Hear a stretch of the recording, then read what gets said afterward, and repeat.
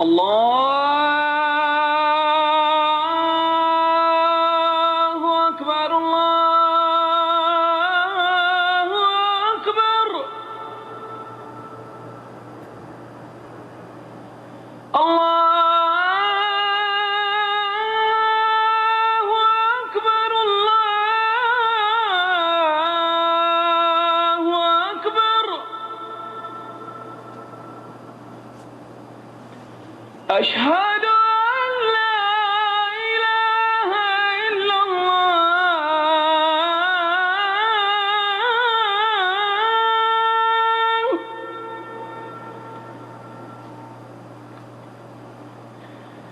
اشہد ان لا الہ الا اللہ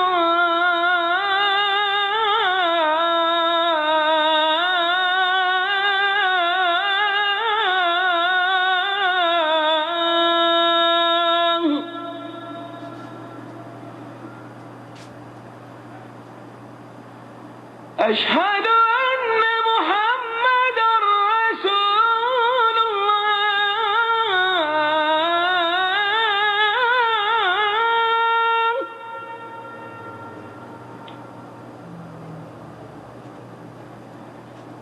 اشہد ان محمد رسول اللہ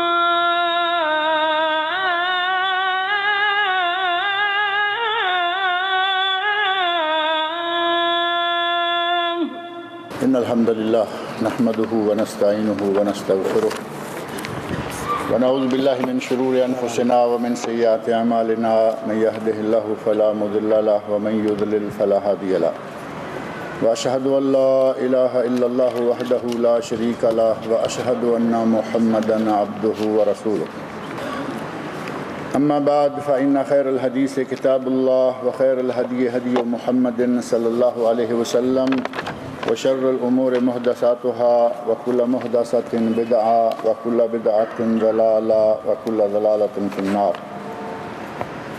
رب اشرح لي صدري ويسر لي أمري واحلل عقدة من لساني يفقهوا قولي رب أعوذ بك من همزات الشياطين وأعوذ بك رب أن يحضرون اعوذ باللہ السمیع العلیم من الشیطان الرجیم ولو ان اہل القرى آمنوا واتقوا لفتحنا علیہم برکات من السماء والارض ولكن كذبوا فأخذناهم بما كانوا يكسبون۔ یہ سورۃ الاعراف کی آیت 96 ہے۔ اس میں اللہ رب العزت نے ارشاد فرمایا ہے وَلَوْ أَنَّ أَهْلَ الْقُرَىٰ آمَنُوا وَاتَّقَوْا، اگر بستیوں والے ایمان لے آئیں اور تقوی اختیار کریں لَفَتَحْنَا عَلَيْهِمْ بَرَكَاتٍ مِّنَ السَّمَاءِ وَالْأَرْضِ، تو ہم ان پر آسمانوں اور زمین سے برکتوں کے دروازے کھول دیں۔ وَلَٰكِنْ كَذَّبُوا، لیکن لوگ بجائے ایمان لانے کے اور تقوی اختیار کرنے کے انہوں نے جھٹلایا۔ فَأَخَذْنَاهُمْ بِمَا كَانُوا يَكْسِبُونَ، تو ان کے اعمال کے نتیجہ میں ہم نے انہیں پکڑ لیا۔ اللہ رب العزت نے برکت کے حاصل کرنے کے لیے ہمیں طریقہ بتا دیا ہے کہ برکت کیسے حاصل ہوگی۔ زمین پر ہمارے لیے برکت کے حاصل ہونے کے طریقے کیا ہیں؟ سب سے پہلا یہ کہ آدمی ایمان لائے، اللہ کی ذات پر صحیح معنوں میں ایمان ہو، اور وہ ایمان جس میں شرک کی کوئی علائش تک نہ ہو۔ اگر اس طرح کا ایمان بستیوں والے لے آئیں تو اللہ نے فرمایا کہ ہم ان پر آسمانوں سے اور زمین سے ہر طرف سے برکات کے دروازے کھول دیتے ہیں۔ واتقوا، اور وہ تقوی اختیار کر لیں۔ یہ دو چیزیں ہو جائیں تو ہم بستیوں والوں کو، ہم دنیا والوں کو برکتوں سے مالا مال کر دیں گے۔ اور اللہ رب العزت نے کچھ چیزیں ایسی بنائی ہوئی ہیں جو کہ بابرکت ہیں، جن میں برکت موجود ہے۔ ان میں سے سب سے پہلے قرآن کریم لے لیں جو آسمان سے اللہ رب العزت نے نازل فرمائی ہے۔ اللہ کی تمام کتابیں جو اس نے آسمان سے نازل کی ہیں وہ ساری ہی باعث برکت، لیکن پہلی کتابوں کا وقت گزر گیا، وہ کتابیں منسوخ ہو گئیں، اور ان کتابوں کو منسوخ کرنے والی ان کی ناسخ قرآن کریم اللہ رب العزت کا کلام، یہ انتہائی باعث برکت، ہمارے لیے برکتوں کا بہت بڑا ذریعہ، اور قرآن کریم کے برکتوں کا ذریعہ ہونے کا اندازہ کرنا ہو تو آپ بہت دور نہ جائیے۔ سنن ترمذی کی ایک حدیث، نبی اکرم صلی اللہ علیہ وسلم ارشاد فرماتے ہیں، من قرأ حرفا من کتاب اللہ، اگر کوئی کتاب اللہ کا ایک حرف پڑھتا ہے تو اس ایک حرف کے بدلے میں اللہ اسے 10 نیکیاں عطا کرتا ہے۔ اور اسی حدیث میں نبی صلی اللہ علیہ وسلم ارشاد فرماتے ہیں، ولا اقول الف لام میم حرف، میں یہ نہیں کہتا کہ الف لام میم ایک حرف ہے، بل الف حرف و لام حرف و میم حرف، الف الگ حرف ہے، لام الگ حرف ہے، اور میم الگ حرف ہے۔ صرف الف لام میم کہنے سے بندے کے نامہ اعمال میں 30 نیکیاں جمع ہو جاتی ہیں۔ اس سے بڑھ کر برکت اور کیا ہوگی کہ صرف ایک حرف پڑھنے سے اللہ رب العزت کسی کو 10 نیکیاں عطا فرما دے۔ اور اس سے اگر اس کی برکتوں کا اندازہ کرنا ہو تو صحابہ کرام کے بعض واقعات ایسے ہیں جن سے پتہ چلتا ہے کہ اللہ رب العزت نے قرآن کریم کو بڑا ہی بابرکت بنایا۔ اس میں شفا، اس میں دوا، اس میں رقیہ، یہ کافیہ، یہ شافیہ۔ صحابہ کرام کی ایک جماعت جا رہی ہے، انہوں نے راستے میں کسی جگہ رات کو پڑاؤ ڈالنا چاہا، لوگوں سے کہا، جو قریہ والے تھے، جو گاؤں والے تھے، انہیں کہا کہ ہمیں اپنے گاؤں میں پاس ڈیرا لگانے دو، ہم یہاں رات گزارنا چاہتے ہیں۔ گاؤں والوں نے کہا کہ ہم تمہیں اس بات کی اجازت نہیں دیتے۔ جنگلات میں، صحراؤں میں، لمبے چوڑے میدانوں میں جہاں کہیں بستی تھی، انہوں نے کہا کہ ہم بستی کے ساتھ بیٹھنا چاہتے ہیں رات کو، تو انہوں نے کہا ہم اجازت نہیں دیتے۔ انہوں نے کہا ٹھیک ہے، تھوڑا آگے جا کر کہیں ڈیرا لگا لیا۔ صحابہ کرام تھے، کوئی ہماری طرح کے لوگ تو تھے نہیں، کوئی ڈر، کوئی خوف ان کے دلوں کے قریب بھی نہیں پھٹکتا تھا۔ کہا کہ ٹھیک ہے، ہم آگے جا کے ڈیرا لگا لیں گے، گھر کے پاس، گاؤں کے پاس ڈیرا لگانے میں فائدہ ہوتا ہے، اگر یہ نہیں تو نہ صحیح۔ آگے تھوڑا جا کے ڈیرا لگایا، صحابہ کرام کی جماعت آگے چلی گئی، اور اس قریہ، اس گاؤں یا اس ڈیرے کے سردار کو کسی زہریلے کیڑے نے کاٹ لیا۔ وہ بچھو تھا، وہ سانپ تھا، وہ کیا تھا۔ اب وہ بھاگے، کہا کہ یہاں جو لوگ شام کو ڈیرا لگانا چاہتے تھے، انہوں نے آگے جا کے ایک جگہ ڈیرا لگایا ہے، ان میں دیکھیں کوئی آدمی ایسا ہو جو ہمارے سردار کا علاج کرے۔ وہاں پہنچے اور جا کے کہتے ہیں کہ تم لوگوں میں کوئی آدمی ایسا ہو جو ہمارے سردار کا علاج کرے۔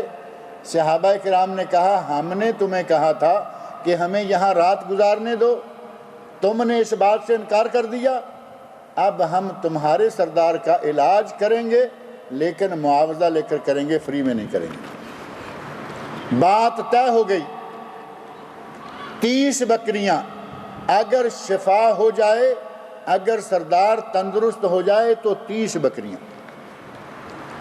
دم کیا۔ صحابی کہتے ہیں کہ میں گیا اور جا کر میں سورہ فاتحہ پڑھتا، منہ میں جو تھوڑا سا لعاب اکٹھا ہوتا، جہاں اس کیڑے نے ڈنگ مارا ہوا تھا، تھو تھو کر کے اس جگہ پہ تھوڑا سا تھوک دیتا، پھونک مار دیتا۔ 2-3 مرتبہ پھونک ماری، اس کے سردار کا سارا زہر ہی ختم ہو گیا۔ قرآن کی برکت، سورہ فاتحہ قرآن کریم کی پہلی سورت، اس سورت کو پڑھ کر پڑھنے والے بھی ایمان اور تقوی کی اعلیٰ بلندیوں پر فائز۔ اب دم کرنے والا بھی تو ٹھیک ہونا چاہیے نا۔ دم کرنے والا خود مجرم ہو، دم کرنے والا سود کھاتا ہو، دم کرنے والا رشوت لیتا ہو، دم کرنے والا کبیرہ گناہوں کا مرتکب ہو، وہ پڑے گا تو کیا اثر ہوگا؟ وہ صحابی نبی اکرم صلی اللہ علیہ وسلم کے ساتھ ہی قرآن کریم سورۃ الفاتحہ پڑھ کر دم کیا، ایک زہریلے جانور کا کاٹا ہوا تڑپتا ہوا آدمی تندرست ہو گیا۔ کہا لاؤ ہماری بکریاں لاؤ، 30 بکریاں لیں اور چل دیے۔ راستے میں بکریوں کو ذبح کر کے گوشت کھانے کا ارادہ کیا تو کچھ کہنے لگے پتہ نہیں جائز ہیں، پتہ نہیں ناجائز ہیں، چلیں پہلے نبی صلی اللہ علیہ وسلم سے پوچھ لیتے ہیں، اگر آپ کی طرف سے اجازت ہو گئی تو کھائیں گے۔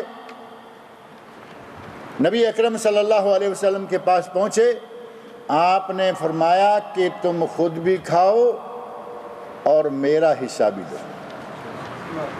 پاک اور مبارک روزی قرآن کریم پڑھ کر ایک معاوضہ حاصل کیا، اور نبی صلی اللہ علیہ وسلم نے نہ صرف صحابہ کے لیے، نہ صرف پڑھنے والوں کے لیے جائز قرار دیا، بلکہ فرمایا کہ مجھے بھی دو۔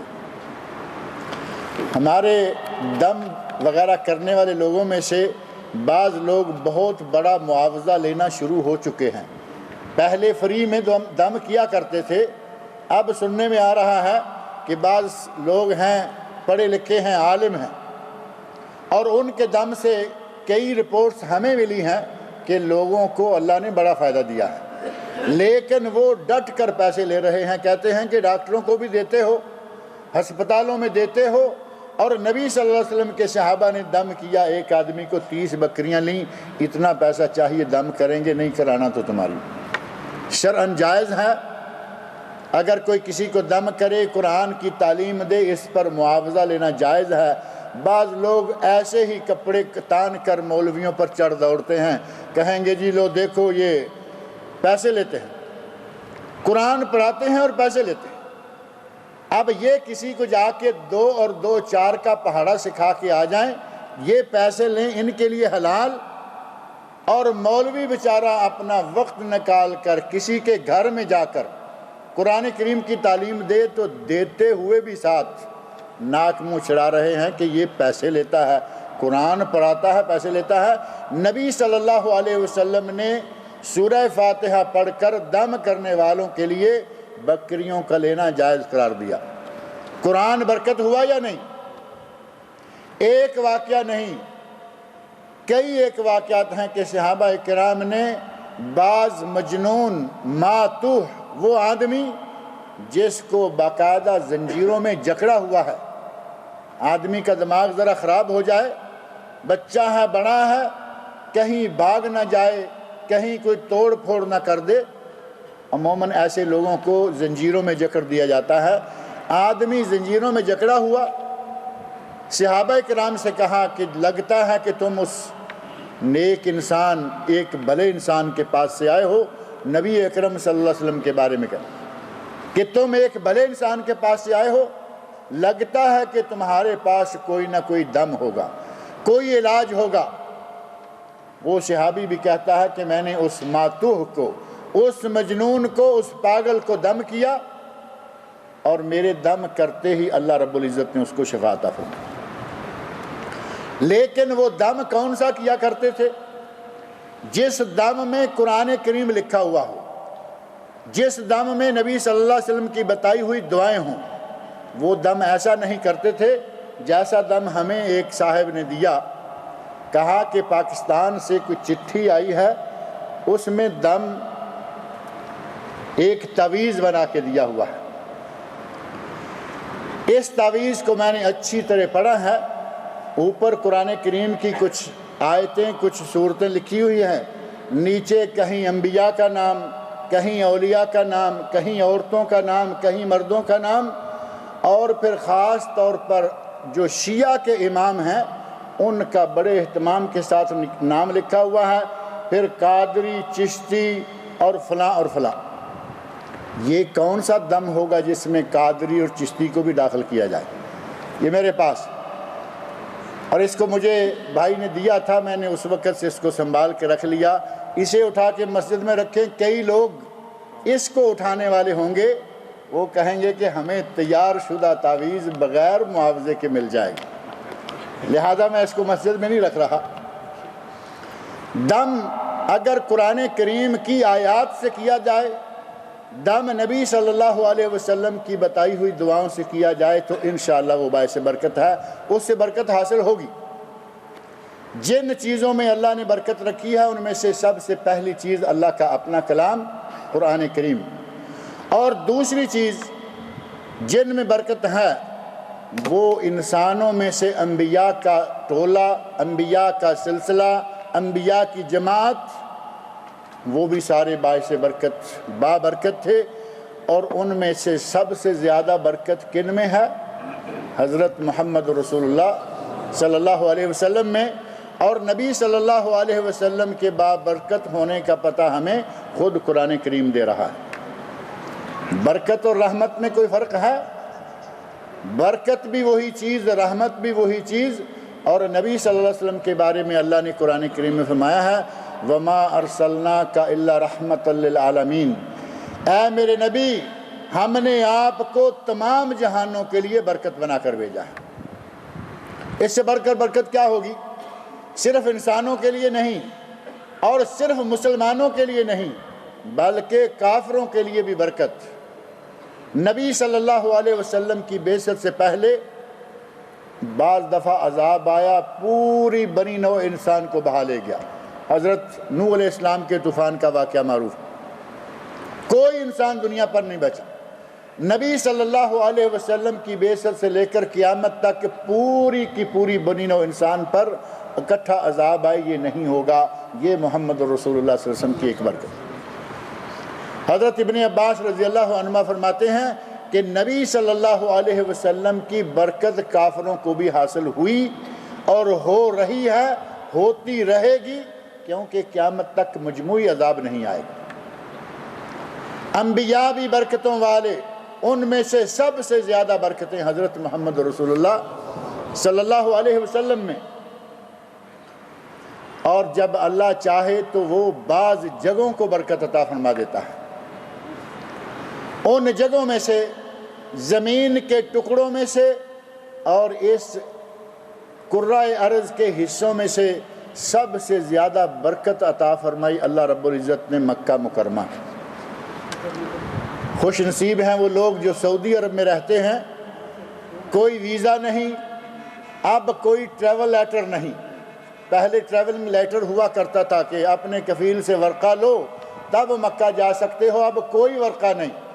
جس بدھ کو چاہیں بس میں بیٹھیں، ہفتے کی ڈیوٹی آ کے کر لیں، مکہ مکرمہ میں عمرہ کر کے آ جائیں، مدینہ منورہ میں سے بھی چکر لگا کے آ جائیں۔ بدھ کو عصر کے وقت یہاں سے بسیں نکلتی ہیں اور ساتھ ہی جمعہ مدینہ منورہ میں پڑھا کر وہاں سے 2 بجے چلتی ہیں، ہفتے کی ڈیوٹی کے لیے لے آتی ہیں۔ اللہ کی زمین پر سب سے مبارک جگہیں مکہ اور مدینہ، دونوں سے چکر لگا کے آ جاتے ہیں۔ خرچہ کیا ہوا؟ 60 ریال، 70 ریال، 100 ریال۔ اب کھانا تو یہاں بھی کھانا ہے نا، راستے میں کھا لیں گے، وہ تو یہاں بھی کھانا ہی تھا۔ 60-70 ریال میں صرف آپ اللہ کے گھر کی زیارت کر کے آ جاتے ہیں۔ محمد رسول اللہ صلی اللہ علیہ وسلم کی مسجد، آپ کا شہر اور آپ کی قبر مبارک پر صلاۃ والسلام بھی پڑھ کے آ جاتے ہیں۔ اور مکہ کی برکتوں کا اندازہ اس سے کر لیں کہ ایک نماز مکہ مکرمہ کی مسجد حرام میں پڑھنے کا ثواب 1,00,000 نماز کے برابر۔ خوش نصیب ہے جسے 5 وقتہ ایک دن کی 5 نمازیں وہاں پڑھنے کی توفیق مل جائے۔ 1,00,000 نماز، ایک نماز، اس میں ایک نماز، اور باہر کی مسجدوں میں 1,00,000 نماز۔ اور وہی مکہ جہاں بیت اللہ ہے، وہی مکہ جہاں مسجد حرام ہے، وہی مکہ جہاں حج ہوتا ہے، اور وہ حج جس کے بارے میں نبی صلی اللہ علیہ وسلم ارشاد فرماتے ہیں من حج ولم یرفث فلم یرفث ولم یفسق رجع من ذنوبہ کیوم ولدتہ امہ۔ جس نے حج کر لیا، حج کے دوران اس نے کوئی گناہ نہ کیا، اس سے کوئی شہوانی حرکت صادر نہ ہوئی، رجع من ذنوبہ کیوم ولدتہ امہ، وہ گناہوں سے یوں پاک ہو کر واپس آتا ہے جیسے آج اس کی ماں نے اسے جنم دیا ہے۔ جیسے بچہ پہلے دن تمام گناہوں سے پاک ہو کر لوٹتا ہے، مکہ مکرمہ سے حج کر کے واپس آنے والا، بشرطے کہ حج صحیح کیا ہو، حج بھی کیا، احرام باندھا ہوا ہے، جھوٹ بک رہا ہے، حج کیا، احرام باندھا ہوا ہے، سگریٹ پی رہا ہے، حج کیا، احرام باندھا ہوا ہے، پیسہ پہلے سے ہی مخلوط تھا، اس میں سود بھی شامل، اس میں رشوت بھی شامل، اس میں کاروبار میں بے ایمانیاں بھی شامل۔ اگر حج اس قسم کا کرے گا تو اسے مکہ کیا دے گا؟ نبی صلی اللہ علیہ وسلم نے صحیح مسلم میں حدیث موجود ہے، فرمایا کہ اللہ نے جو حکم انبیاء کو دیا وہی مومنوں کو دیا، اور آگے آپ نے فرمایا حلال کھاؤ۔ اللہ نے قرآن کریم میں فرمایا حلال کھاؤ اور میرا شکر کرو، حلال کھاؤ میری عبادت کرو۔ اور نبی صلی اللہ علیہ وسلم فرماتے ہیں، آپ نے پھر ذکر فرمایا ایک آدمی کا، اس نے ہاتھ اٹھائے ہوئے ہے، بڑی دور سے آیا، لباس خاک آلود، سر کے بال پراگندہ، حالت پتلی، ہاتھ اٹھائے ہوئے ہیں آسمان کی طرف اور کہتا ہے یا رب یا رب یا رب، اے اللہ مجھے یہ دے دے، اے اللہ مجھے وہ دے دے، دعائیں مانگتا ہے۔ نبی صلی اللہ علیہ وسلم ارشاد فرماتے ہیں اللہ کہتا ہے مطعموں کا حرام، تیرا کھانا حرام سے، مشربوں کا من حرام، تیرا پینا حرام سے، ملبسوں کا من حرام، تیرا لباس حرام سے، وغذیت بالحرام، حرام سے غذا کھانے والا، فأنا یستجاب لذالک، اس کی دعائیں کیسے قبول ہوں گی؟ یہ مکہ میں میدان عرفات میں کھڑا ہو کر دعائیں مانگے گا تب بھی اللہ اس کی دعائیں قبول نہیں کرے گا۔ اور وہی مکہ مکرمہ، وہی ارض مقدس جہاں سے ہو کے آنے والے کے بارے میں نبی صلی اللہ علیہ وسلم نے صحیح حدیث میں ارشاد فرمایا الحج المبرور لیس لہ جزاء الا الجنہ، اگر کسی نے حج مبرور کر لیا اللہ نے اس کو جنت کا سرٹیفکیٹ دے دیا۔ لیکن حج مبرور ہو، پیسہ حلال ہو، پابندیاں اور آداب پورے کرے، انشاءاللہ اس کو اللہ تعالیٰ جنت عطا فرمائے گا۔ زمین کے ٹکڑوں میں سے دوسرا درجہ اور دنیا کا بہترین شہر دوسرے نمبر کا وہ ہے مدینہ منورہ، جہاں مسجد نبوی ہے، جہاں مسجد قباء ہے، جہاں حضرت محمد مصطفیٰ صلی اللہ علیہ وسلم کی قبر مبارک، جہاں روضہ من ریاض الجنہ ہے۔ زمین پر اگر جنت کے ٹکڑوں میں سے کوئی ٹکڑا ہے تو وہ مدینہ منورہ میں ہے۔ روضۃ الجنہ جانتے ہیں نا؟ ہمارے لوگوں نے تو پاکستان والوں نے گنبد خضرا کو روضہ کا نام دے دیا، جبکہ گنبد خضرا کے نیچے روضہ نہیں ہے، روضہ تھوڑا ہٹ کے ہے، گنبد خضرا قبر مبارک کے اوپر بنایا گیا۔ اور روضۃ الجنہ کون سی جگہ ہے؟ بین بیتی و منبری، میرے گھر اور میرے منبر کے درمیان۔ گنبد خضرا گھر کے اوپر ہے، اور یوں سمجھ لیں کہ ان دو پلروں جو پار والے پلر ہیں یہاں وہ گنبد ہے، اور یہ جگہ جو ہے یہاں محراب ہے، اور یہ جگہ ہے روضۃ الجنہ۔ اس کے پلر بھی الگ کلر کے، اس کا قالین بھی الگ کلر کا، اس کی بہترین نشانی ہے۔ روضۃ الجنہ مدینہ منورہ میں، مسجد قباء مدینہ منورہ میں ایک نماز پڑھ لیں اللہ رب العزت عمرے کا ثواب عطا فرمائے۔ صحیح حدیث میں نبی اکرم صلی اللہ علیہ وسلم ارشاد فرماتے ہیں من تطہر فی بیتہ، جو اپنے گھر سے وضو کر کے نکلے مسجد قباء میں جائے اور ایک نماز پڑھے، وہ کوئی فرض نماز ہو، وہ تحیت المسجد کی 2 رکعتیں ہوں، یا کوئی نماز جا کے پڑھ لے، اللہ رب العزت اس کو پورے عمرے کا ثواب عطا فرمائے گا۔ اور یہی مدینہ منورہ ہی وہ مقام ہے جہاں نبی اکرم صلی اللہ علیہ وسلم نے اپنی زندگی کے آخری 10 سال گزارے، اور نبی صلی اللہ علیہ وسلم نے اس مدینہ کے بارے میں دعا فرمائی ہے اے اللہ مدینہ منورہ میں مکہ سے 2 گنا برکتیں نازل فرما۔ مکہ میں جو برکتیں تو نازل فرماتا ہے یا فرمائی ہیں ان سے 2 گنا مدینہ منورہ میں نازل فرما۔ دنیا کے بہترین شہروں میں سے پہلا نمبر مکہ مکرمہ کا، دوسرا نمبر مدینہ منورہ کا، اور تیسرا نمبر فلسطین۔ فلسطین کا وہ علاقہ، وہ جگہ، وہ مسجد اقصی جس کی طرف منہ کر کے مسلمان 1.5 سال تک نمازیں پڑھتے رہے۔ نبی صلی اللہ علیہ وسلم نے 1.5 سال تک منہ کر کے نمازیں پڑھی۔ وہ مقام جس کے بابرکت ہونے کا ذکر خود قرآن کریم کے اندر موجود ہے۔ 15واں سپارہ بالکل آغاز سورہ بنی اسرائیل، سبحان الذی اسریٰ بعبدہ لیلا من المسجد الحرام الی المسجد الاقصی الذی بارکنا حولہ۔ پاک ہے وہ ذات جس نے اپنے بندے کو مسجد حرام سے مسجد اقصی تک راتوں رات سفر کروا دیا۔ وہ مسجد اقصی الذی بارکنا حولہ، جس کے چاروں طرف کے علاقے میں ہم نے برکتیں نازل فرمائی۔ اللہ رب العزت نے فرمایا کہ ہم نے اس علاقے کو برکتیں دی ہوئی ہیں، اور بابرکت علاقوں میں سے ایک یمن بھی ہے۔ نبی اکرم صلی اللہ علیہ وسلم نے فرمایا، اے اللہ، اللہم بارک لنا فی یمننا، اے اللہ ہمارے یمن میں برکت عطا فرما۔ فرمایا کہ اگر یمن والے لوگ آئیں تو وہ بڑے بابرکت ہیں، ان کے دل بڑے نیک، بڑے تقوی سے بڑے ہوئے اور ایمان سے لبریز ہوتے ہیں۔ آج یمن میں اگر کمیونسٹ آئے ہوئے ہیں، آج اگر فلسطین کا سب سے زیادہ حصہ یہودیوں کے ہاتھوں میں ہے، تو یہ مسلمانوں کی کمزوریاں ہیں۔ اللہ رب العزت نے ان علاقوں کو برکتیں دیں۔ نبی اکرم صلی اللہ علیہ وسلم نے برکتوں کی دعائیں فرمائیں۔ روئے زمین کے ان 4 حصوں کو برکتوں کے حصول کے لیے ایک خاصیت حاصل ہے، اور ان میں سے 2 الحمدللہ ہمارے نصیب میں ہیں۔ ہم جس ملک میں رہ رہے ہیں 2 اس ملک میں ہیں، اور یمن بھی ہمارے پڑوس میں ہے، دوسری طرف شام بھی ہمارے پڑوس میں ہے۔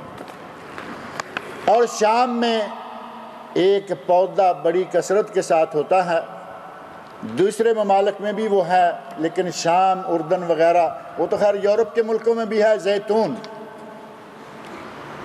اللہ رب العزت نے قرآن کریم میں زیتون کو بھی باعث برکت قرار دیا ہے۔ زیتون باعث برکت ہے، اور اس کے باعث برکت ہونے کا اندازہ اسی بات سے لگایا جا سکتا ہے کہ اللہ رب العزت نے 30ویں سپارے میں زیتون کی قسم کھائی ہے۔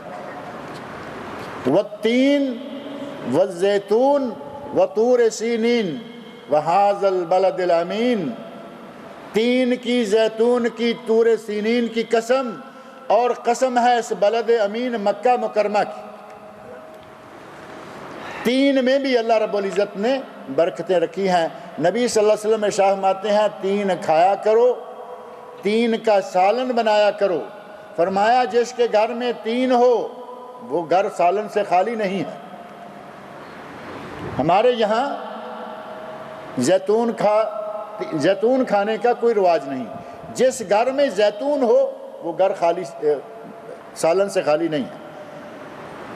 یہاں آپ دیکھیں گے عرب لوگ، خاص طور پر جو اس علاقے سے تعلق رکھتے ہیں، اردن کے لوگ، مصر کے لوگ، فلسطین کے لوگ، بڑی کثرت کے ساتھ ہمارے یہاں جب تک مسالے دار ہانڈی تیار نہ ہو ہمارا لنچ اور ہمارا ڈنر نہیں بنتا۔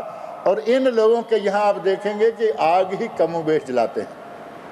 زیتون رکھا ہوا ہے، لبنا، جبنا، یہ کھانے کی جتنی بھی چیزیں ہیں وہ پڑی ہیں، اور ساتھ کچھ ٹماٹر ہے، کھیرا ہے، اور کھا رہے، اور انتہائی صحت افزا قسم کے کھانے۔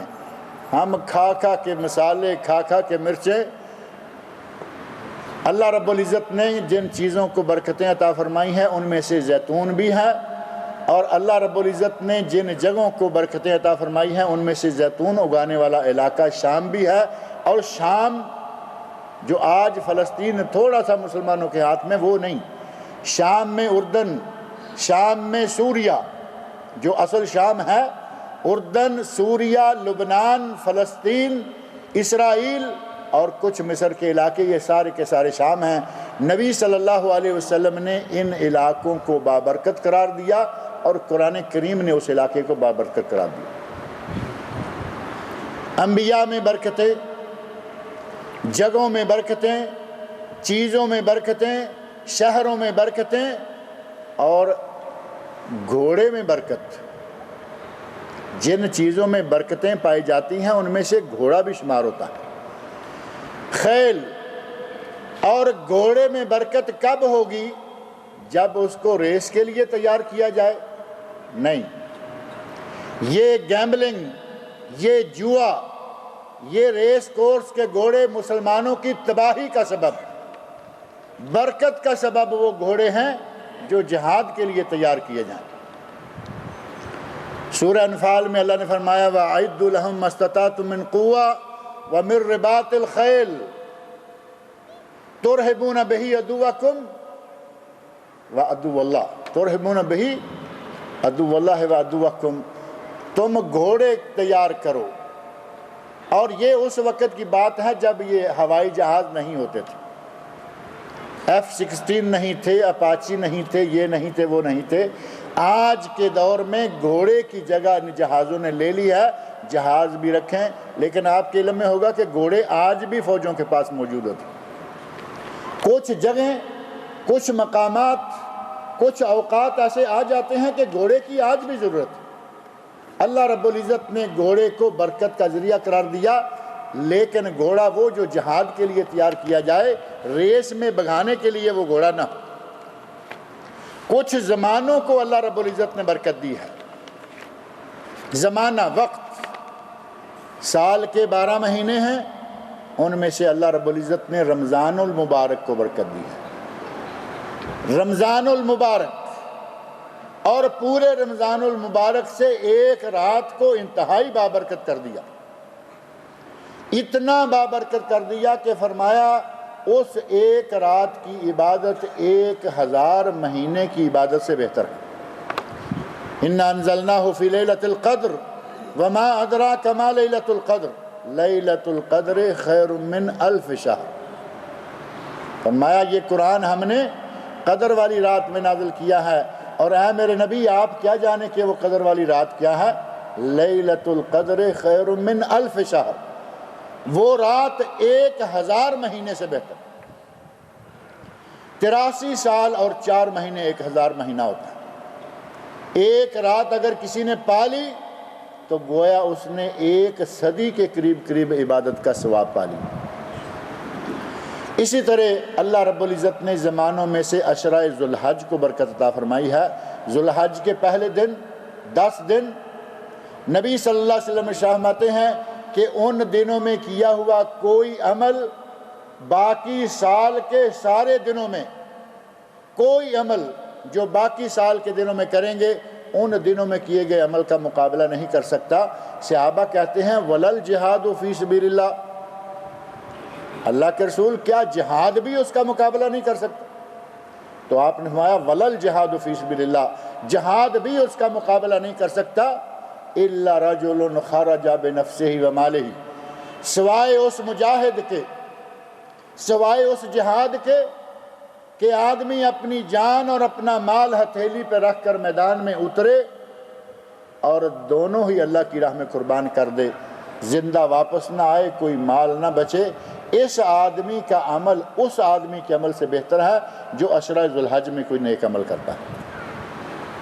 اندازہ فرمائیں مال بھی اور جان بھی اگر اللہ کی راہ میں دے دی تو وہ بہتر ہے، اور اگر صرف جہاد کیا، صرف لڑتا رہا، واپس آ گیا، چاہے کتنے لوگوں کو قتل کر کے آ گیا، وہ آدمی ذوالحج کے 10 دنوں میں نیک عمل کرنے والے کا مقابلہ پھر بھی نہیں کر سکتا۔ اللہ رب العزت نے جگہوں کو، اللہ رب العزت نے چیزوں کو، اللہ رب العزت نے اوقات کو، زمانوں کو، انسانوں کو، جانوروں کو، جس جس کو چاہا برکت عطا فرمائی اور برکت حاصل کرنے کا ذریعہ بتا دیا۔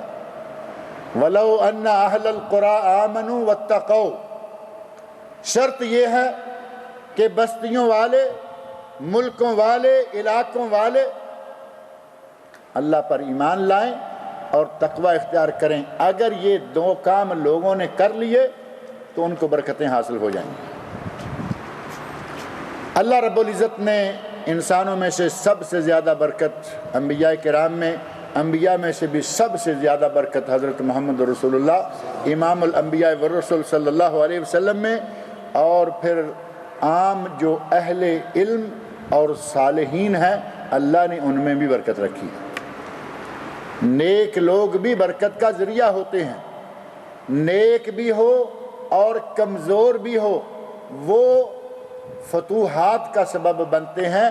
نبی صلی اللہ علیہ وسلم ایک حدیث میں فرماتے ہیں کہ تمہیں فتح و نصرت ملتی ہے تمہارے ضعیفوں کی وجہ سے. نیک ہو، ضعیف اور کمزور ہو، اللہ سے دعائیں مانگے، اللہ اس کی دعائیں قبول کرتا ہے. فرمایا کہ تمہیں رزق دیا جاتا ہے، تمہیں فتح اور نصرت دی جاتی ہے تمہارے ضعیفوں کی وجہ سے. ضعیف آدمی کی اللہ رب العزت نے کتنی برکت رکھی ہے. اگر ضعیف ہے اور نیک ہے، اگر ضعیف ہے لیکن نیک نہیں تو وہ تو آپ سمجھتے ہیں کہ وہ تو نحوست کا سبب ہوگا، نحوست کا باعث بنے گا. گھوڑے کے بارے میں نے بتایا ہے کہ ریس کورس کا گھوڑا نہ ہو. ہمارے بھائی نے لکھ کے دیا ہے کہ شیعہ کا گھوڑا وہ ریس کورس کے گھوڑے سے بھی بدترین گھوڑا شمار ہوگا، کیونکہ اس گھوڑے کے چاروں طرف وہ لوگ ہوتے ہیں جو نبی صلی اللہ علیہ وسلم کے صحابہ، نبی صلی اللہ علیہ وسلم کی بیویاں، سب لوگوں کو گالیاں بک رہے ہوتے ہیں. یہ تو گھوڑا بیچارہ خود نحوست میں پھنسا ہوا. گیمبلنگ والا گھوڑا تو صرف جوا، ایک گناہ کبیرہ. یہاں تو کفر یا کلمات کہنے والے لوگ موجود ہوتے ہیں، لہذا کہاں شیعہ کا گھوڑا اور کہاں دوسرے گھوڑے. اللہ رب العزت نے ہمارے صبح کے وقت میں بھی برکت فرمائی ہے. نبی صلی اللہ علیہ وسلم نے دعا فرمائی، اللہم بارک لامتی فی بکورہا، اے اللہ میری امت کی صبح میں برکت فرما. صبح میں برکت. ایک صحابی بہت ہی مالدار ہو گئے. کسی نے مالدار ہونے کا سبب پوچھا. آج بھی پوچھتے ہیں نا کہ بھائی یہ تم بتا سکتے ہو کہ یہ بزنس تم نے کیسے سیٹل کیا، کیسے اسٹیبلش کیا؟ تو آدمی پھر ظاہر ہے کہ ڈھینگے مارتا ہے، جی شب و روز محنت کی. پتہ نہیں کہاں سے اللہ نے داؤ لگا دیا، کہیں گے شب و روز محنت کی، جان لڑا کے کام کیا. چلے ٹھیک ہے. صحابی سے پوچھا تو وہ صحابی کہتے ہیں کہ نبی صلی اللہ علیہ وسلم نے ارشاد فرمایا ہے، اللہم بارک لامتی فی بکورہا، اے اللہ میری امت کی صبح کے کاموں میں برکت فرما. میں نے اپنی تجارت کے لیے جب بھی قافلہ روانہ کیا اس کو صبح صبح تیار کر کے روانہ کر دیا. اللہ نے برکت عطا فرمائی. کچھ کاروباری لوگ ایسے ہیں اللہ تعالیٰ ان کو ہدایت عطا فرمائے، ساری رات جاگتے ہیں، ٹیلی ویژن دیکھیں، فلمیں دیکھیں، اپنا کاروبار سوچیں، جو بھی کریں، لیکن وہ صبح سے لے کر ظہر تک سوتے ہیں. جو آدمی صبح سے لے کر ظہر تک سوئے اس کو برکتیں کہاں سے آئیں گی؟ صبح سے لے کر ظہر تک سویا ہوا، ظہر کو اٹھا، مان لیا کہ ظہر اس نے پڑھی. یہ بھی مان لیتے ہیں کہ وہ فجر پڑھ کے ہی سویا ہوگا، یہ نہیں کہتے کہ وہ بے نماز بھی ہے. اگرچہ معاشرہ آج اگر بے برکتی میں مبتلا ہے تو اس کا ایک سبب اس معاشرے کے بے نماز لوگ، دوسرا سبب اس معاشرے کے وہ لوگ جو دولت مند ہیں لیکن زکوٰۃ کا حساب نہیں کرتے، زکوٰۃ نہیں نکالتے. اس کو آپ سمجھ سکتے ہیں کہ یہ نمازی بھی ہے، سارا کچھ ہے، لیکن صبح سارا دن سویا رہتا ہے، رات کو ساری کام کرتا رہتا ہے. اس آدمی کو برکت حاصل نہیں ہوگی. اور کیا سمجھتے ہیں کہ مال برکت ہے؟ مال تو قارون کے پاس بھی تھا. مال آج بھی آپ دیکھیں دنیا کا سب سے بڑا مالدار یہودی ہے، ان کے پاس سب سے زیادہ مال ہے. جب چاہتے ہیں مسلمانوں کا مال بھی کھینچ لیتے ہیں، کہتے ہیں پیسہ پیسے کو کھینچتا ہے. یہودیوں کے پاس پیسہ ہے. پچھلے سال سعودی عرب، خلیجی ممالک، بلکہ مسلمان ممالک سب کا پیسہ چند ہفتوں کے اندر ہڑپ کر گئے۔ یاد پڑتا ہے نا وہ واقعہ؟ کچھ لوگ اپنے بینکوں کے سامنے ایسے ڈس ہارٹ ہوئے بلکہ ہارٹ پیشنٹ ہو گئے، کچھ لوگوں کی جانیں گئیں، کچھ لوگوں کو کیا کیا کچھ ہو گیا۔ پیسہ برکت نہیں، برکت اس کو جسے اللہ دے، چاہے وہ فقیر کو دے دے۔ ایک آدمی بڑا امیر، بیوی بیمار، ہسپتال جا رہے ہیں آ رہے ہیں، بچہ بیمار، ہسپتال جا رہے ہیں آ رہے ہیں، بیٹی بیمار جا رہے ہیں، فلاں بیمار، فلاں پریشانی، یہ ہو رہا وہ ہو رہا، کیا فائدہ اس پیسے کا؟ اور یہ نحوست، یہ برکت، بے برکتی کسی نہ کسی وجہ سے ہوتی ہے۔ دولت برکت نہیں، برکت اگر اللہ دے تو تھوڑے پیسے سے بھی حاصل ہو جاتی ہے۔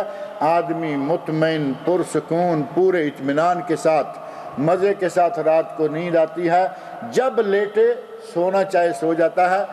کچھ وہ لوگ ہیں پیسہ بے شمار ہے، کروٹیں بدل بدل کر بستر پر ان کو ساری رات نکل جاتی ہے، سونا چاہتے ہیں سو نہیں سکتے، اور ان کو گولیاں کھا کھا کے سونا پڑتا ہے۔ نیند بھی اللہ کی رحمت ہے، اور یہ یقیناً ان لوگوں کو آتی ہے جن پر اللہ کا کرم ہو، جن پر اللہ کا احسان ہو۔ جن چیزوں میں برکت ہے ان میں سے ایک زمزم بھی ہے۔ مکہ مکرمہ میں جہاں 1,00,000 کا ثواب ہے، جہاں سے آدمی گناہوں سے پاک ہو کر یوں آتا ہے جیسے آج اس نے جنم لیا، جہاں کا حج کرنے والے کو اللہ نے سرٹیفکیٹ جنت کا دیا، وہیں سے پانی نکلتا ہے۔ اس پانی زمزم کے بارے میں نبی صلی اللہ علیہ وسلم ارشاد فرماتے ہیں، ماء زمزم لما شرب لہ، آب زمزم جس نیت سے پئیں گے اللہ وہ نیت پوری کرے گا۔ طعام توم و شفاء سقم، یہ کھانے والے کے لیے غذا ہے اور بیماری سے شفا کی نیت سے پینے والے کے لیے دوا ہے۔ شفاء سقم، طعام توم، یہ غذا بھی ہے، یہ دوا بھی ہے۔ علامہ ابن قیم رحمۃ اللہ علیہ لکھتے ہیں، کہتے ہیں کہ میں مکہ مکرمہ میں گیا، بیمار ہو گیا، مجھے بیماریوں نے گھیر لیا۔ اللہ رب العزت جب چاہے کسی کو آزمانا چاہے، مکہ میں جا کر بڑے بڑے لوگ بیمار تندرست ہو جاتے ہیں، وہ کہتے ہیں میں گیا جاتے ہی بیمار ہو گیا، اتنا بیماریوں میں پھنسا کہ کوئی راستہ نظر نہیں آتا، کوئی ڈاکٹر نہیں ملتا۔ میں نے اللہ کا نام لے کے زمزم پینا شروع کیا اور قرآن کریم پڑھنا شروع کیا۔ وہ کہتے ہیں کہ زمزم پیتا اور قرآن کریم خاص طور پر سورہ فاتحہ پڑھتا۔ قرآن میں اللہ نے کتنی برکت رکھی ہے۔ میں سورہ فاتحہ پڑھتا اور زمزم پیتا، مجھے کوئی بیماری نہ رہی۔ اور وہ کہتے ہیں، انہوں نے الداء والدواء اور ان کی کتاب زاد المعاد کہتے ہیں کہ میں نے جس بیمار کو یہ علاج بتایا کہ سورہ فاتحہ پڑھا کرو اور پانی زمزم پیا کرو، ہر بیمار نے کہا کہ میں تندرست ہو گیا۔ اور یقین مانے کہ آج تک لوگ، یہ تو علامہ ابن قیم رحمۃ اللہ علیہ ہیں، صدیوں پہلے کی بات، کہا جا سکتا ہے کہ وہ زمانہ اچھا تھا، وہ لوگ اچھے تھے، وہ نیک تھے، یہ تھے۔ آج بھی کئی باتیں اخبارات میں، آج بھی کئی واقعات کتابوں کے اندر لکھے ہوئے موجود ہیں۔ مصر سے ایک عورت کو لا علاج کر دیا گیا، مصر سے فلاں ملک سے کسی مرد کو لا علاج کر دیا گیا، ڈاکٹروں نے کہا کہ تیرا کوئی علاج نہیں۔ ڈاکٹر کہہ دیں کہ یہ لا علاج ہے تو لوگ ویسے ہی مرنے کے قریب ہو جاتے ہیں کہ لو جی اب تو بات ختم ہو گئی، ڈاکٹروں نے کہہ دیا، جبکہ ڈاکٹروں کی بات کوئی حرف آخر تو نہیں ہے، کوئی وحی تو نہیں اترتی ڈاکٹر پر کہ بس تیری چھٹی ہو گئی۔ لیکن عموماً ساری کوششیں کر کے ڈاکٹر کہتے ہیں جی یہ لا علاج ہے۔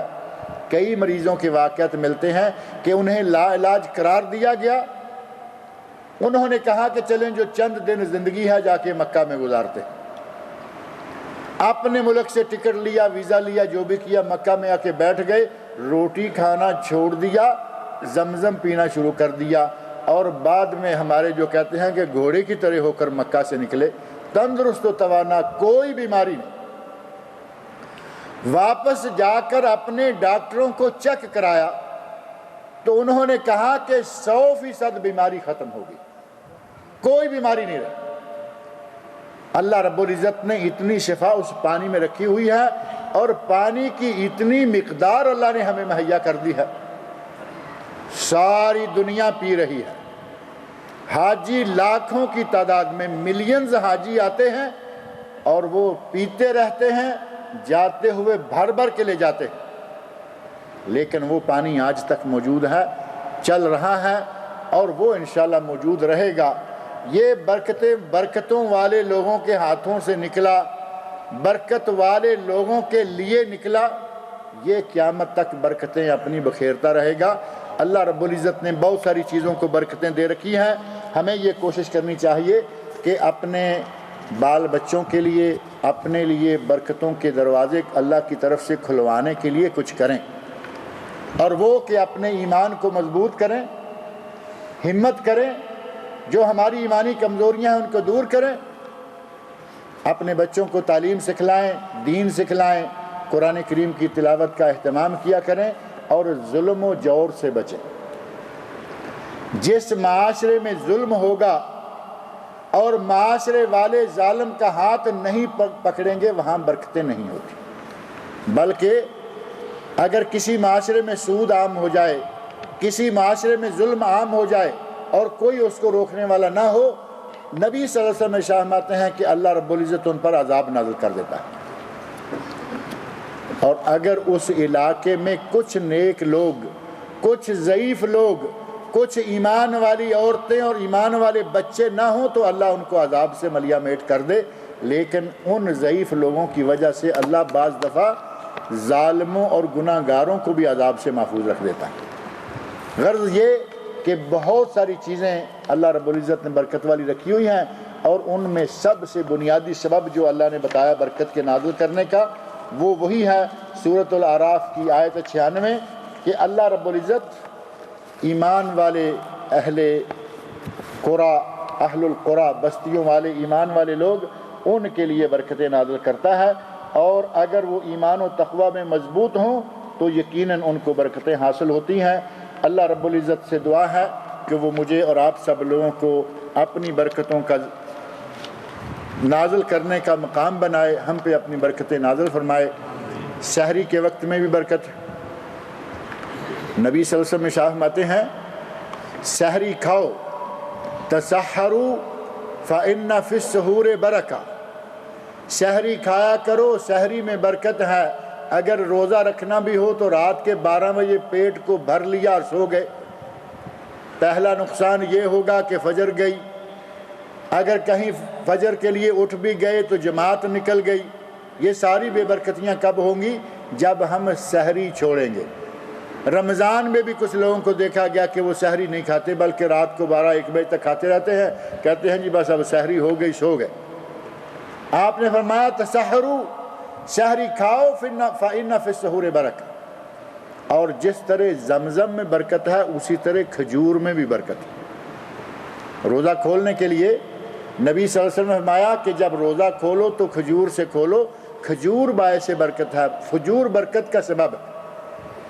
اور کھجور کی برکت کا اندازہ کرنا ہو تو نبی صلی اللہ علیہ وسلم کا وہ ارشاد دیکھیں، من تصبح بسبع تمرات عجوا، جس آدمی نے ایک دن صبح کو 7 کھجوریں، لیکن عجوا، جس نے 7 عجوا کھجوریں کھا لیں، لا یضرہ سم ولا سحر، نہ اسے زہر نقصان دے گا، سانپ بچھو کوئی چیز نقصان نہیں دے گی، اور نہ ہی کسی کا جادو ٹونا تعویذ گنڈا نقصان دے گا۔ آج کل ہے نا دنیا پھنسی ہوئی ہے جادو میں، ٹونے میں، تعویذوں میں، گنڈوں میں، جنوں میں، بھوتوں میں، پریتوں میں۔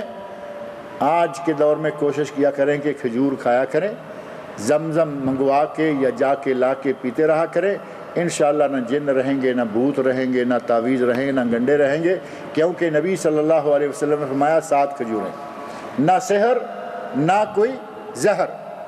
اور اگر عجوا نہیں ملتی، عجوا 150 ریال، 125 ریال، 100 ریال کلو، مختلف اس میں ورائٹیز ہیں، میرا خیال ہے کہ 70-80 سے کم تو ملتی نہیں۔ 70-80 میں چھوٹے چھوٹے دانے بیر جتنے ملنا شروع ہو جاتے ہیں، ہے عجوا لیکن یوں سمجھ لیں کہ ذرا لو کلاس کی۔ اگر وہ نہیں ملتی، یہاں چونکہ اس کا ملنا ذرا ممکن نہیں ہے، ہر جگہ نہیں ملتی، کوئی مدینہ کی کھجور لے لے۔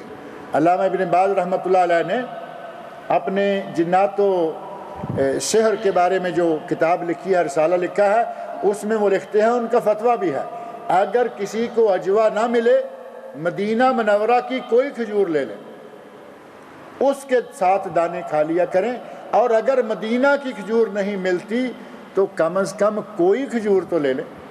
کھجور میں برکت ہے، زیادہ برکت مدینہ کی کھجور میں، اور اس سے زیادہ اجوا میں۔ اللہ رب العزت ہم سب کو ہر طرح کے شر سے محفوظ رکھے۔ اللہ رب العزت مجھے اور آپ سب لوگوں کو نیک عمل کی توفیق عطا فرمائے۔ جشن عید میلاد النبی کے موضوع پر یہ 2 درس ہیں، یہ پچھلے 2 جمعے جو یہاں گزرے ہیں ان کی یہ ویڈیو کیسٹ موجود ہے، اور توحید کے موضوع پر مولانا عبدالسلام صاحب مدنی کے 2 درس ہیں، یہ 4 CDs موجود ہیں، شاید 6 ریال کی ہوں گی، 6 ریال کی ہیں، یہ جن کو چاہیے وہ باہر سے جاتے ہوئے لیتے جائیں۔ کہتے ہیں کہ دوران خطبہ سلام کرنا اور نماز ادا کرنا کیسا ہے؟ اگر کوئی آدمی مسجد میں داخل ہوتے ہی دروازے سے کہتا ہے السلام علیکم، داخل ہو جائے، انشاءاللہ کوئی حرج نہیں ہے۔ اور دوسرا یہ کہ جو آدمی مسجد میں داخل ہو اور وہ آ کے بیٹھنا چاہتا ہے، اس کے لیے ضروری ہے وہ چاہے کسی وقت میں کیوں نہ داخل ہو، حتیٰ کہ امام خطبہ دے رہا۔ اذا دخل احدکم المسجد والامام یخطب، حدیث میں یہ بات موجود ہے، نبی صلی اللہ علیہ وسلم ارشاد فرماتے ہیں کہ امام خطبہ بھی دے رہا ہو تو مسجد میں آئیں، پہلے 2 رکعتیں پڑھیں اور پھر بیٹھ جائیں۔ ہمارے بھائی پہلے آ کے بیٹھ جاتے ہیں، تقریر ہو رہی ہے، دوسرے خطبے کے لیے امام بیٹھ کے اٹھتا ہے، جو خطبہ مسنونہ پڑھا جاتا ہے اس وقت اٹھ کے سنتے پڑھنا شروع کر دیتے ہیں۔ پہلے بھی غلط کیا، آ کے بیٹھ گئے، اب بھی غلط کر رہے ہیں کہ جو خطبہ مسنونہ سننا چاہیے تھا اس کے دوران یہ بیٹھ گئے ہیں، پڑھنے لگ گئے ہیں۔ لہذا کوشش کریں کہ جو آدمی مسجد میں آئے وہ چاہے کوئی بھی وقت ہو، کوئی بھی حالت ہو، بغیر کم از کم 2 رکعتیں پڑھے نہ بیٹھے۔ جو آدمی آ کے 2 رکعتیں پڑھ کے بیٹھ جاتا ہے وہ خطبہ کے لیے اب خاموش ہو جائے، کوئی اس کی زبان سے لفظ نہ نکلے۔ کئی لوگ، ایک آدمی باتیں کر رہا ہے اسے کہیں گے چپ ہو جاؤ، یہ کہنا بھی منع ہے، اشارے سے روک دے۔ نبی صلی اللہ علیہ وسلم ارشاد فرماتے ہیں کہ اگر کسی نے اپنے بھائی سے کہا اسمت، اسکت یعنی چپ، عربی میں اردو میں ایک ہی لفظ ہے چپ، اگر کوئی کہتا ہے چپ تو نبی صلی اللہ علیہ وسلم ارشاد فرماتے ہیں کہ اس کا جمعہ لغو ہو گیا، اس کا جمعے کا ثواب ختم ہو گیا، فرض تو اس کا ادا ہو جائے گا لیکن اس کا ثواب جاتا رہا۔ خطبہ کے پہلے آنے کی فضیلت کیا ہے؟ جو لوگ خطبہ کے دوران آتے ہیں ان کے بارے میں کیا مسئلہ ہے؟ جو خطبہ کے دوران آتے ہیں وہ مسجد میں تو پہنچے، مسئلہ یہ ہے کہ جتنے لیٹ آئیں گے اتنا درجہ کم ہوتا جائے گا۔ جو شخص مسجد میں پہلے آئے اس کو نبی صلی اللہ علیہ وسلم ارشاد فرماتے ہیں جمعہ کے دن اس کو اونٹ صدقہ کرنے کا ثواب ملے گا، پھر دوسرا گائے، پھر تیسرا بکرا یا دمبا، پھر چوتھا مرغی اللہ کی راہ میں صدقہ کرنا، 5واں انڈا، اور پھر فرشتے جو ہیں، امام جب ممبر پہ چڑھتا ہے فرشتے کتاب لپیٹ کے بغل میں دیتے ہیں، وہ بیٹھ کے سننا شروع کر دیتے ہیں۔ تو اس کا مطلب یہ ہوا کہ خطبہ شروع ہونے سے پہلے آئے، وقت پر آئیں، سنتے پڑھیں، بیٹھیں، قرآن کریم کی تلاوت کریں۔ پہلے آنا اجر و ثواب کا باعث ہے، لیکن اگر کوئی بعد میں آتا ہے تو وہ بھی خطبہ کے دوران بغیر سنتیں پڑھے وہ بھی نہ بیٹھے۔ کیا مسلمان کو دوسرا مسلمان ذلیل، کتا اور منافق کہہ سکتا ہے؟ چاہے دین کی اشاعت کے سلسلہ میں بات کیوں نہ ہو، یہ تو کچھ زیادہ ہی کام ہے۔ منافق کہنے کا ہم میں سے کسی کو اختیار نہیں ہے سوائے اس کے، ایک منافق ہے عقیدے کا منافق، وہ تو ہمیں پتہ ہی نہیں چل سکتا کہ یہ اندر سے مسلمان ہے یا نہیں۔ اگر ظاہر میں مسلمان ہے تو مسلمان کہیں، اس کو منافق کا نام دینا ہم میں سے کسی کے لیے جائز نہیں۔ ایک ہے عمل کا منافق، وہ 4 نشانیاں جو نبی صلی اللہ علیہ وسلم نے بتائی ہیں، آیت المنافق کے ثلاثن، منافق کی 3 نشانیاں، اور ایک حدیث میں 4، اذا حدث کذبا، جب بولے جھوٹ بولے، اذا تمنا خانہ، جب امانت رکھی جائے تو اس میں خیانت کرے، وَإِذَا خَاصَمَ فَجَرَ، جب بات لڑائی کرنے پہ آئے تو گالیاں دینا شروع کر دے، وَإِذَا وَعَدَ أَخْلَفَ، اور جب وعدہ کرے تو وعدہ خلافی کرے۔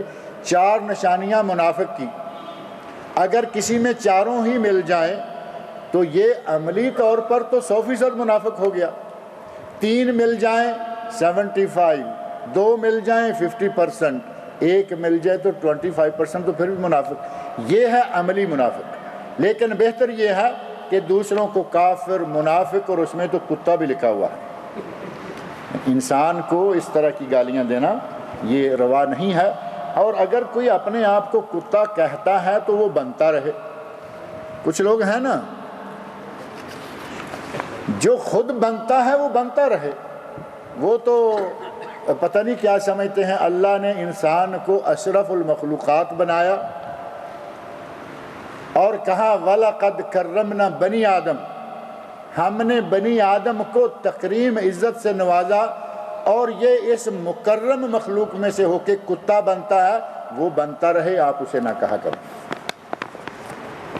وہ شاید اپنے کرتوتوں کی وجہ سے بنتے ہیں، وہ کیا کہیں گے جو خود کہتے ہیں کہ ہم، اور پھر یہ کچھ تو کہتے ہیں کہ مدینہ منورہ کے سگے مدینہ، اور میں یہی تو بتانے لگا ہوں کہ کچھ تو کہتے ہیں نا کہ سگے مدینہ ہیں، مان لیا کہ کچھ تھوڑی بہت بات بنتی ہے۔ آج تو یہ در در کے کتے بنے پھرتے ہیں، سگے دربار غوثیہ۔ یہ کہاں ہے؟ مکہ میں ہے یا مدینہ میں ہے؟ یہ یہاں کہیں بھی نہیں۔ جو در در کا اپنے آپ کو کتا بناتا ہے، اللہ تعالیٰ اسے انسان بنائے۔ آمین کہو یار، کیوں اتنا آمین تو کہنا چاہیے نا۔ میں دعا مانگی ہے کہ اللہ تعالیٰ جو کتے بنتے ہیں ان کو انسان بنائے۔ عقائد مہدویہ اور مہدی قرآن و حدیث کی روشنی میں پتہ نہیں آج بھی ہے یا نہیں ہے، یہ پچھلی دفعہ کی ہے، آج بھی شاید ہے۔ یہ حیدرآباد میں، بامبے میں، کچھ علاقوں میں، اور وہاں سے نکلی ہوئی ظاہر ہے کہ کچھ چیزیں باہر بھی آ جاتی ہیں، سعودی عرب میں بھی ہو سکتا ہے کہیں آ گئی ہوں۔ اپنے آپ کو وہ مہدوی کہتے ہیں، کسی کو مہدی بنا کے بیٹھے، حالانکہ جو اصل مہدی ہے نبی صلی اللہ علیہ وسلم نے جن کے بارے میں بتایا وہ ابھی تک دنیا میں نہیں آئے، ظاہر نہیں ہوئے۔ اور وہاں حیدرآباد میں انہوں نے کوئی نظام کی طرف سے یا کس طریقے سے بنا رکھا ہے، حیدرآباد میں، بامبے میں، ان کے عقائد نظریات کے رد کے بارے میں یہ ویڈیو سی ڈی ہے، غالباً مولانا الغات والے فیضی صاحب مقصود الحسن ان کی ہے۔ بڑی فاضلانہ گفتگو انشاءاللہ ہوگی، جن کو چاہیے وہ جاتے ہوئے لیتے جائیں۔ پتہ نہیں فری لکھی ہے کہ 1-2 ریال کی اگر ہوگی بھی تو کیا اتنا فرق پڑتا ہے۔ شیرخوار بچے کے کپڑوں پر پیشاب سے کیا ان کپڑوں میں نماز ہو سکتی ہے؟ شیرخوار بچہ اگر 2 سال کے اندر ہے، لڑکا ہے، اس نے پیشاب کر دیا، اس کے پیشاب کے اوپر پانی کا چھینٹا مار دیں، اتنا ہی کافی ہے، دھونے کی ضرورت نہیں ہے۔ لیکن اگر وہ لڑکی ہے تو اس کے پیشاب کے بارے میں کہا گیا کہ وہ دھو دیں، لڑکی کا پیشاب دھو دیں، لڑکے کے پیشاب پہ چھینٹا مار دیں۔ آپ کہیں گے کہ یہ کیا فرق ہوا، وہ بھی پیشاب۔ نبی صلی اللہ علیہ وسلم نے ارشاد فرمایا ہے کہ اگر گائے، بکری، بھینس کا گوشت کھائیں تو وضو کرنے کی ضرورت نہیں ہے، اونٹ کا گوشت کھائیں تو وضو کریں۔ جس طرح وہاں فرق ہے، یہاں بھی فرق ہے، وہاں بھی فرق ہے، ان فرقوں کی وجوہات سنانا یا جاننا وہ ضروری نہیں ہے، لیکن کچھ لوگوں نے باقاعدہ اس کے بارے میں تفصیلات دی ہیں۔ اونٹ میں شیطنت پائی جاتی ہے، اس کی فطرت میں شیطانی موجود ہے، یعنی شیطان فطرت ہے، شیطان تو نہیں ہے، اس کا گوشت کھائیں تو تھوڑا سا اثر ہوگا، وضو کر لیں۔ بچی کا پیشاب میڈیکلی طور پر سننے میں آیا ہے کہ پیشاب کچھ بچے کے پیشاب کی نسبت گاڑھا ہوتا ہے، چھینٹا مارنے سے اس سے کوئی فائدہ نہیں ہوگا، اس کو دھو دیں، یا کچھ اور بھی وجوہات ہو سکتی ہیں۔ بہرحال بچی کا پیشاب دھو دیں اور بچے کا چھینٹا مار دیں۔ ظہر کی کتنی اور کیسے سنتیں پڑھنی چاہیے؟ ظہر کی 2 سنتیں یا 4 سنتیں پہلے ہیں، 2 کر کے پڑھ لیں جائز ہے، 1 سلام سے 4 اکٹھی پڑھ لیں تب بھی جائز ہے، صرف 2 پر کفایت کر لیں تب بھی جائز ہے، لیکن 4 افضل ہے، اور 2 بعد والی ہیں۔ ظہر کی 4 سنتیں یا 6 سنتیں، پہلے 2 یا 4 اور بعد میں 2۔ تنخواہ دار امام کے پیچھے کیا نماز جائز ہے؟ لکڑی کا امام بنوائیے جو نہ کھائے نہ تنخواہ مانگے۔ کوئی ریموٹ امام لائیے، آج کل تو روبوٹ شروع ہو گیا نا، آج کل تو انگریزوں نے لوہے کے آدمی بنانے شروع کر دیے۔ ایک دن ٹیلی ویژن پہ میں دیکھا، آج تک دے رہے تھے لوہے کے روبوٹ مین، اب انہوں نے ایک لیڈی بنا دی ہے، ایک لڑکی چلتی ہوئی دکھا دی کہ یہ بھی اب سمجھیں کہ عورت روبوٹ آ گئی ہے۔ تو آپ کے لیے تو وہ کام نہیں دے گی، لیکن نماز پڑھانے کے لیے اگر بغیر تنخواہ کے چاہیے تو کوئی روبوٹ امام رکھ لیجئے، نہ تنخواہ مانگے، نہ کھانے کی اسے ضرورت پڑے، نہ پھر آپ کا کوئی خرچہ آئے گا۔ اور اگر کوئی آپ کھاتا پیتا کھانے پینے والا امام لیں گے تو اس کو تو روٹی چاہیے، وہ آپ کو 5 وقت آ کے نمازیں پڑھائے، اذانیں کہے، مسجدیں کھولے، یہ آپ کے اے سی چالو کرے، لائٹیں چالو کرے، اور آپ جاتے ہوئے السلام علیکم کرنے کو بھی تیار نہ ہو۔ تنہا گورنمنٹ دے رہی ہے، اب آپ کو کیا تکلیف؟ تنہا تو گورنمنٹ دے رہی ہے۔ سعودی گورنمنٹ کو اللہ جزائے خیر دے، باعزت تنخواہیں اماموں کو، مؤذنوں کو، خطیبوں کو دے رہی ہے، آپ کم از کم نماز پڑھنے کی ہمت تو کر لیا کریں۔ ٹخنے کے نیچے کپڑا پہننے کے بارے میں کیا کیا وعید ہے؟ نبی صلی اللہ علیہ وسلم ارشاد فرماتے ہیں ما اسفل من الکعبین فہو فی النار، جو ٹخنے سے نیچے گیا وہ جہنم میں گیا۔ اس سے بڑی وعید اور کیا ہو سکتی ہے کہ اگر کسی نے اپنا یہ توپ، یہ ثوب ہے اور ہم نے اس کو توپ بنا دیا، جہاں توپ کی ضرورت ہے وہاں چلانے کے لیے ہم منہ نہیں کرتے اور کپڑوں کو توپ کا نام دے دیتے ہیں۔ یہ توپ ہو یا شلوار ہو یا پائجامہ ہو یا پتلون ہو یا تہبند ہو یا دھوتی ہو، کوئی بھی کپڑا جس کو اوپر پہن کر یا اوپر باندھ کر نیچے کو لٹکانا ہے وہ ٹخنے سے نیچے نہیں جانا چاہیے۔ رہا موزہ، جراب وغیرہ جو نیچے سے اوپر کو آتا ہے اس سے ٹخنا ڈھک جائے تو کوئی حرج نہیں ہے۔ اور اتنی سخت وعید شاید ہی کسی معاملے میں ہو۔ نبی صلی اللہ علیہ وسلم نے یہاں تک ارشاد فرمایا ما اسفل من الکعبین فہو فی النار، جو ٹخنے سے نیچے گیا وہ جہنم میں گیا۔ اب کپڑا پتلون پہنا ہوا ہے، ٹخنے سے نیچے والا حصہ جہنم میں گیا، تو کیا کہ سمجھتے ہیں کہ پتلون کاٹ کے وہ ٹکڑا اللہ جہنم میں ڈالے گا؟ ہے نا، کچھ چیزیں انڈرسٹوڈ ہوتی ہیں جن کی تفصیل میں جانے کی ضرورت نہیں ہوتی۔ یہ پتلون کا تھوڑا سا حصہ کاٹ کے تو ہم کہیں گے جو پھینکتے رہو جہنم میں چاہے جتنی مرتبہ، نہیں، یہ اس آدمی کو بھی ساتھ جہنم لے جانے کا باعث ہوگا۔ اللہ تعالی ہمیں محفوظ رکھے۔ نبی صلی اللہ علیہ وسلم کا پشت کے پیچھے دیکھنا۔ نبی صلی اللہ علیہ وسلم ارشاد فرماتے ہیں کہ نماز میں صفیں سیدھی رکھا کرو، سیدھے رہا کرو، میں تمہیں نماز کے دوران پیچھے بھی اسی طرح دیکھتا ہوں جیسے میں آگے سے دیکھتا ہوں۔ لیکن یہ معاملہ ہے نماز کے دوران کا، اور نبی صلی اللہ علیہ وسلم کا پیچھے دیکھنا ثابت ہے نماز کے لیے، نمازیوں کو۔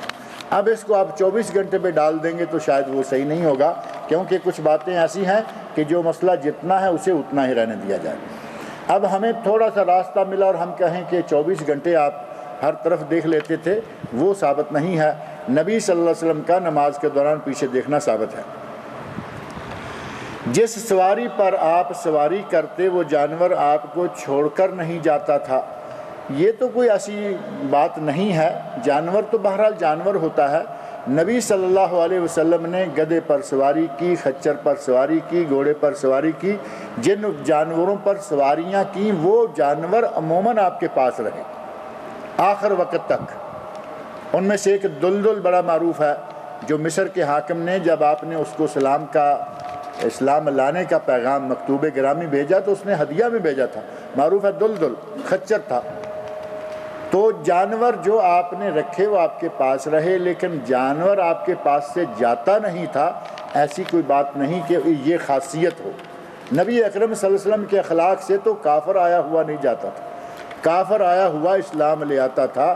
آپ کے اخلاق عالیہ سے جانور بھی متاثر ہوتے تھے، تاکہ آپ نبی ہیں۔ اونٹ بھاگتا ہوا آیا، بلبلاتا ہوا آیا، نبی صلی اللہ علیہ وسلم نے اس کی گردن کے پاس تھوڑا سا تھپ تھپایا اور اونٹ ٹھنڈا ہو گیا۔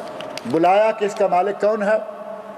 مالک آیا تو کہا کہ تیرے اونٹ نے ہم سے شکایت کی ہے، اِنَّكَ تُجِيعُهُ وَتُدْعِبُهُ، تم اس سے کام زیادہ لیتے ہو اور اس کو چارہ کم دیتے ہو، بھوکا رکھتے ہو۔ اور ساتھ ہی فرمایا الا اتقوا اللہ فی البہائم، خبردار رہو جانوروں کے بارے میں اللہ سے ڈرتے رہو، اللہ نے تمہیں یہ نعمت دی ہے لیکن اس کو لکڑی کی کرسی نہ سمجھ لو، یہ گوشت پوست کی چیز ہے، اسے کھلاؤ، ضرورت ہے تو استعمال کرو، نہیں تو اس کو چھوڑ دو۔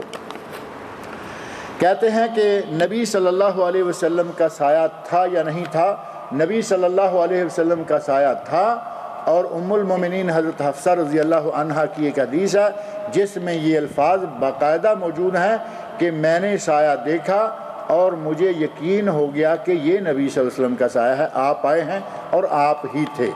ہمارے پاک و ہند کے کلچر نے یہ مشہور کر رکھا کہ نبی صلی اللہ علیہ وسلم کا سایہ نہیں تھا۔ نبی صلی اللہ علیہ وسلم کی بیویاں تھیں یا نہیں تھیں؟ نبی صلی اللہ علیہ وسلم کی بیٹیاں تھیں یا نہیں تھیں؟ بیٹے تھے یا نہیں تھے؟ ماں باپ تھے یا نہیں تھے؟ پھوپھیاں تھیں، چچے تھے؟ جب سارا کچھ تھا تو سایہ نہیں تھا، اس کا کیا معنی ہو؟ جبکہ احادیث میں یہ بات موجود ہے کہ آپ کا سایہ تھا۔ اب رہا یہ کہ میں نہ مانوں تو نہ مانیے، وہ آپ کی مرضی ہے۔ آپ کے جسم مبارک پر مکھی نہیں بیٹھتی تھی، یہ میں نے نہیں پڑھا، میں نے کہیں نہیں پڑھا کہ مکھی نہیں بیٹھتی تھی۔ ہر نماز کے بعد سنتیں پڑھ کر نفل نماز پڑھ سکتے ہیں کیا یا نہیں؟ اگر پڑھ سکتے ہیں تو کتنی رکعت پڑھنی چاہیے، اور جمعہ کی نماز کے بعد سنتیں کتنی پڑھنی چاہیے اور کس طرح؟ 4 سنتیں ملا کر یا 2 کر کے؟ نبی صلی اللہ علیہ وسلم نے فرمایا کہ جس نے جمعہ کے بعد سنتیں پڑھنی ہوں مسجد میں وہ 4 پڑھے۔ نبی صلی اللہ علیہ وسلم گھر تشریف لے گئے اور آپ نے گھر میں جا کر 2 سنتیں پڑھیں۔ جائز ہے کہ کوئی 2 سنتیں پڑھ لے، لیکن افضل ہے کہ 4 پڑھے۔ 2 پڑھے مسجد میں تو 2 ہیں، اور اگر 4 پڑھے تو بہتر یہ ہے کہ 2 کر کے پڑھے، کیونکہ اگر 4 سنتیں پڑھے گا تو کسی آدمی کو یہ شک ہو سکتا ہے کہ شاید یہ ظہر احتیاطی پڑھتا ہے، کیونکہ 4 سنتیں ہمارے پاکستان انڈیا کے مولوی کہتے ہیں جمعہ بھی پڑھو اور ظہر کی 4 رکعتیں بھی پڑھ لو، لہٰذا اگر 4 ہی پڑھنی ہے، مسجد میں پڑھنی ہے تو 2 کر کے پڑھیں تاکہ اس شک سے آپ بچ جائیں۔ باقی سنتیں پڑھنا اور وقت ہے تو اور نفل پڑھنا کوئی ممانعت نہیں ہے، نفل کا کوئی وقت نہیں سوائے اس کے کہ عصر کے بعد نہ ہو اور فجر کے بعد سورج نکلنے تک نہ ہو۔ کھانے کا مسنون طریقہ کیا ہے؟ ہمارے مسلم معاشرہ میں یہ اکثر دیکھا جاتا ہے کہ لوگ چاول چمچہ سے اور پتہ نہیں کیا لے کر کھاتے ہیں، اور یہ سمجھتے ہیں کہ یہ ایک مہذب طریقہ ہے۔ چاقو تو نہیں، پتہ نہیں، فورک، اچھا فورک، میں نے کہا فورس ہے کوئی، ہاں کوئی فورس کی ضرورت تو نہیں پڑتی۔ بہرحال بہتر یہی ہے، سنت یہی ہے کہ ہاتھ سے کھایا جائے، لیکن اگر کوئی چمچ لے لیتا ہے اور دائیں ہاتھ سے ہی کھاتا ہے تو اس کے اوپر کفر کا فتویٰ بھی نہیں لگا دینا چاہیے، کیونکہ بعض لوگ بڑے ہی سخت ہوتے ہیں، چمچ سے کھاتے دیکھ لیا تو گلے پڑ جائیں گے فوراً۔ ایسے ہوگا کہ جیسے اس آدمی نے کوئی بہت بڑا جرم کر لیا، چمچ اس کے ہاتھ میں ہے، دائیں ہاتھ سے ہی وہ کھا رہا ہے، وہ کانٹا جو فورک آپ کہہ رہے ہیں وہ کام یہ نہیں کرتا کہ چھری دائیں میں کانٹا بائیں میں اور بائیں سے کھائے، تو یہ تو ظاہر ہے کہ غیر اسلامی طریقہ ہوگا۔ چمچ ہے دائیں ہاتھ میں، دائیں سے اس نے کھا لیا، اس پہ اتنا بڑا فتویٰ نہ دیں۔ اللہ تعالیٰ مجھے اور آپ سب لوگوں کو نیک عمل کی توفیق عطا فرمائے۔